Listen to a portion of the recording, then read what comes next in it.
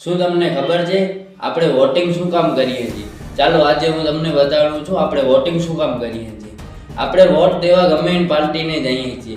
કેટલી પાર્ટી છે, બધા જ્યારે ચૂંટણી આવે છે ત્યારે બધા લોકો આપણા ઘરને મત લેવા આવે છે, પૈસા દે છે, ખરાવે પીરાવે છે.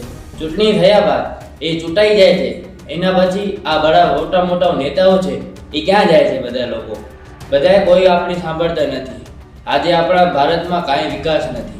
ક્યાં સડકો તૂટેલી છે, ક્યાં લાઇટિંગની વ્યવસ્થા નથી, ક્યાં ગટર લાઇન તૂટેલી છે, કાંઈ આપણી વ્યવસ્થા નથી.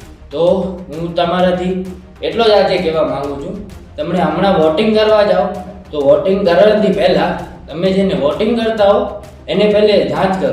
જેમ કે તમે લગ્ન થાય છે, તમે છોકરો જોવો છો, એ છોકરાનું બેકગ્રાઉન્ડ આખું જાણો છો ને, એ છોકરો શું કરે છે, નશો કરે છે, કેવું બેકગ્રાઉન્ડ છે.